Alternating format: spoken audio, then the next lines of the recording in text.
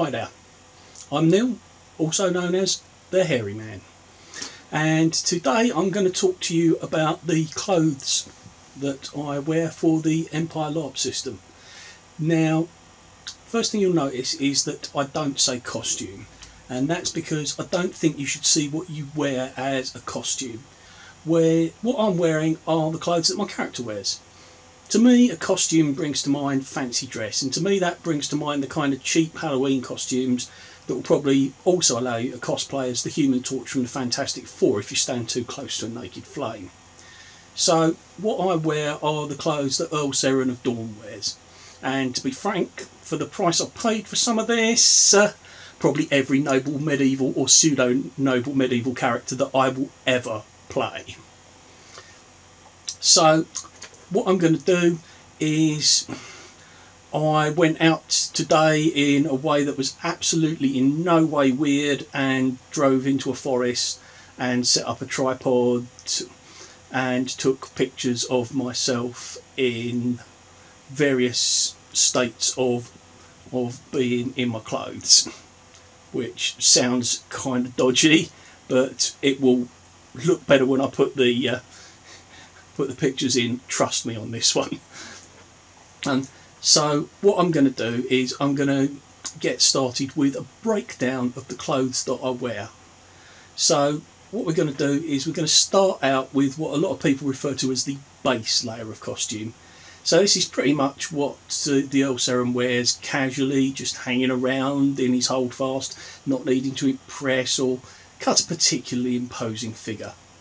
So this is made up of, starting from the bottom, a pair of cavalry boots, which are wildly out of period for medieval, all in that there are reenactment kit from the American Civil War, but fortunately, as LARP happily does not care so long as it fits with the system, it's a high leg boot and it's not modern looking.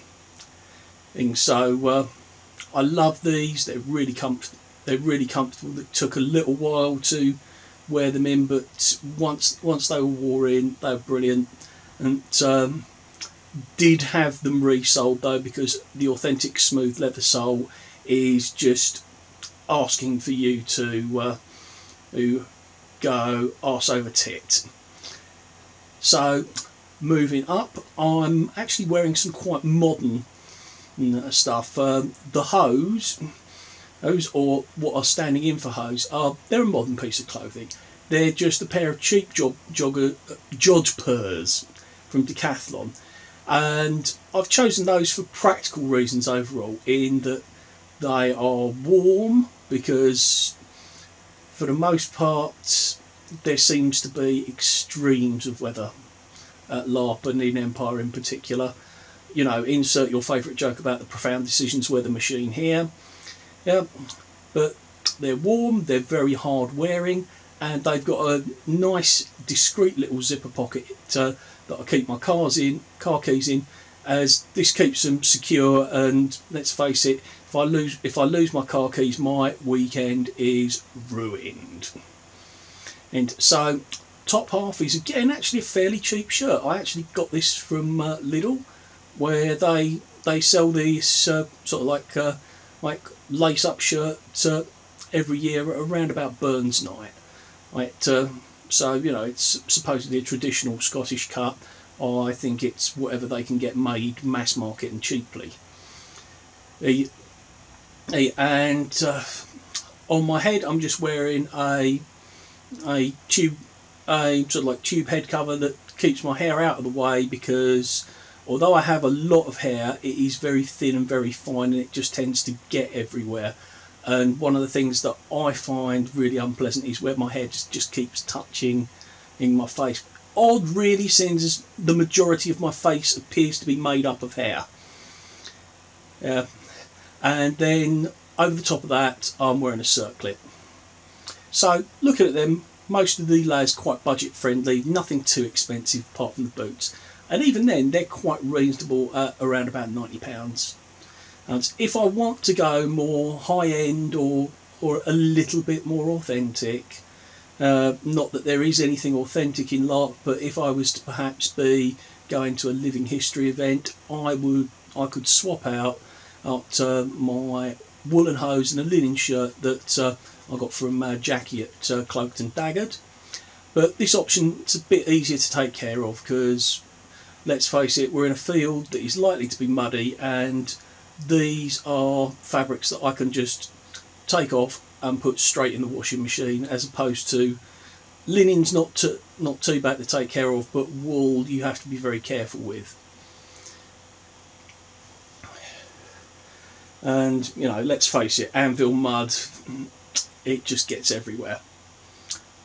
And so, although this kit is fairly generic for clothing, I like to put a few unique touches onto these clothes, and I'll hopefully bring up some pictures of what I've done to make them stand out. So on the shirt, I've got an embroidered patch of a wolf head, and this repeats again on the circlets, and this represents the knightly order of the wolf, of which I am the head. So it's nice to have these touches even at the most basic level of clothing, and mostly they're more there for me than for anybody else, because I'm, I guess, the only one that really knows that they're there. Yeah, so once we've got onto that, we'll step things up and we'll add a belt, which is the first of about 3 belts that I'm going to wear with this set of clothes. And on this belt are the things that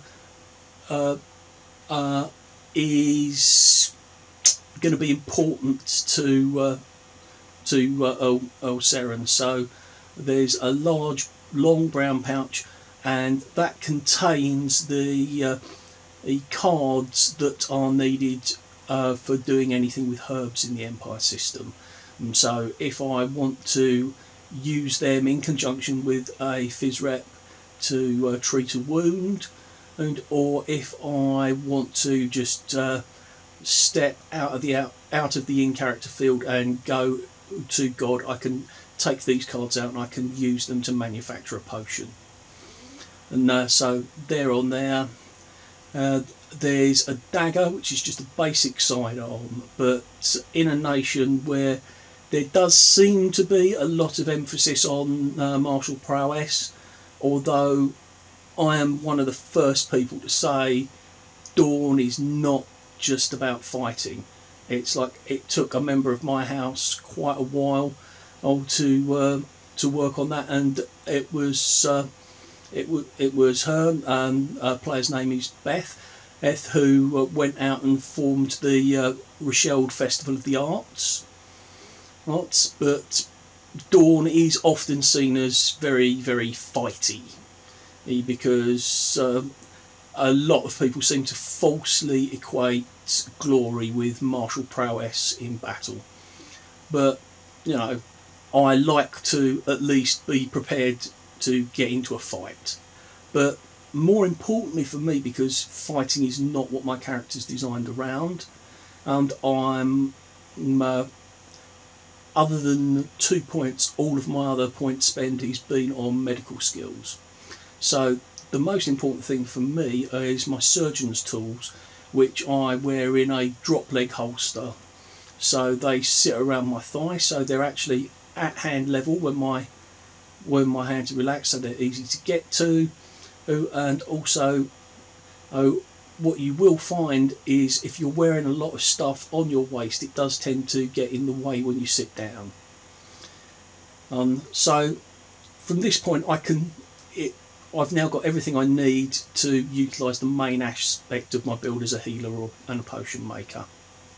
So from there, next thing on is my main armament, and that's a longsword. And I feel that this is like a quintessentially Dornish weapon. And so, you know, maybe Varushka and possibly Wintermark have got their axes, the Marches have got their halberds, the League have got their rapiers, and so on, and you know, the Navarre have got their spears. But I feel like the kind of cruciform or traditional medieval longsword is just so quintessentially Dornish. And you know, I don't think any other nation really embraces it in the way that we do. And it's once I start putting this that my clothing and my accessories, they start to make a statement, and that statement is, I am better than you. I feel that there is a certain arrogance to Dornish nobility in that they've passed tests. They are the cream of the crop and they are always striving to improve. They're immensely proud of themselves and their house, and that sometimes makes us come off as arrogant. So for me, to start with, my sword is actually a prize from a combat tournament. So what this does is it subtly reminds me that anybody can buy a sword, but this one is a result of my training and skill, and that makes me better than the average fellow. Oh, so now go on to the main parts of the outfit, which are the tunic and the chaperone hat, and these are by Harlequin Designs, and brocade is sourced from one of the supplier who provides haberdashery to some of the top German opera houses. It's ridiculously opulent with the brocade and trim. It's got multi-purpose sleeves, and they've got a slit at the elbow so I can wear them either long or short. And again, something that you wouldn't notice straight away, there's a very subtle wolf motif again, and with a pewter badge, which is only there if you look for it. So it's more there for me than it is for display. Okay, so the chaperon hat, which again I feel is very, very Dornish, but it has popped up in other nations, and it's adorned with a brooch, which is my only real nod towards jewellery. While the brief says that, you know, the Dornish do like their bling, Seren is a doctor, and he has seen more than his fair share of strangulation from necklaces and degloving from bracelets and rings where somebody has refused to take off their jewellery in either a battle, tournament or a duel, and they've paid the price for that. Now, hanging off of the Leary pipe, which is the long sort of like tail, because as some of you will know, the chaperon hat, it originally came from rolling up a hood. So it's basically a rolled up hood or mantle, and the Leary pipe is the long tail of the hood. So, you know, it's, I guess, kind of the medieval equivalent of where people started wearing baseball hats backwards, you know, repurposing headgear in ways it wasn't necessarily supposed to be worn. And so at the end of the Leary pipe is actually the only favour that the Earl Seren wears, which comes from one of his knights who has since left Dorne to get married and join the Navarre. So not very noticeable from the pictures, but there is my purse and my stupidly long belt. Purse is something I made myself, which I'm quite proud of, and it's a traditional Balak design medieval pattern, and in that I carry a couple of herb books, maybe a little bit of IC money, and some out of character money and other out of character stuff like my phone. And again, as you'll see, the books I've sort of like written, set the type, and bound them myself. Of the leather on at least one of them is very heavily tooled, and the purse itself is tooled. It's quite subtle, but there's a lot of work in it. And the belt itself is stupidly long. It's, I think, something like 7 feet plus. And again, and this is the whole thing of, I am considerably richer than you, who I can afford to waste the most expensive part of the cow's hide, which is the section that would run down the spine. So it's the longest piece that you can cut, one single piece of leather, and it's the most expensive to buy. So looking at it, the overall look of the outfit is, it's opulent, it's dark and expensive. If I know that it's a bit of a dour colour scheme for Dawn, so might suggest straying slightly into high guard, but the kind of clothes and the cut is very Dawnish, and if I wanted to give it a bit more contrast, I did have to ask for help here because I am not a fashion guru, but a good friend of mine is a colour consultant. Yes, these things do exist, and she suggested that if I wanted to step up with a more contrast, I could maybe add in sort of like underlayers, so maybe something in scarlet, emerald green or royal purple would really make this stand out. But it's like, again, in a medieval context, black is a prohibitively expensive colour to dye things, and is very expensive. So again, with the opulence, it's like, I can afford a considerably more expensive cloth than you. My tailor is better than you. I am better than you. It's again the kind of arrogance and overconfidence. Even with my choices of style, in a warlike nation, I wear my beard and I wear my hair long, because I am saying, yes, I'm giving you something that you could possibly use to your advantage in a fight. You could grab me by the hair, grab me by the beard, but I am supremely confident in my abilities that I can afford to wear things like that. Now, didn't come up with that myself. That is something that I stole absolutely wholesale from the Klingons from Star Trek. But again, Dorn have been described once as Arthurian Klingons, and I don't think that's too far from the truth. If you replace honour with glory, it kind of works. But final part of the outfit, and something that's very appropriate for a lot of the wet weather that we get at Empire, is possibly the best investment that you can make. And this is full length woolen cloak, and this one is made by Jackie at Cloaked and Daggered. It's amazingly warm. It does shed water quite well, and even if it does get wet, it will keep me warm. And the kind of swish-ish of it as you turn suddenly or you move your arm out, and particularly if there's a little bit of wind, it looks amazing. It's slightly worse if there is a heavy wind, because you just get this thing billowing out behind you like the sail on a ship. Now, it's at this point I would put some music into this video to sort of like just give you a clue as to what is playing in my head whenever I walk onto the icy field in this outfit. But I don't have the rights to the song, and I'm not going to pay.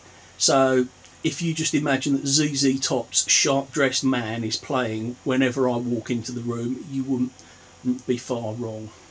So once again, thank you to all of you for indulging me and this very egotistical trip where I talk about breaking down my outfit that I wear for civilian. It's like, if there's enough interest, and I very much doubt that there is I can go in and I can talk about the more martial aspects of my outfit for fighting in. Alright, thank you for watching, and if you are able to, like, comment, subscribe, helps me grow the channel. Thanks a lot, see you again soon.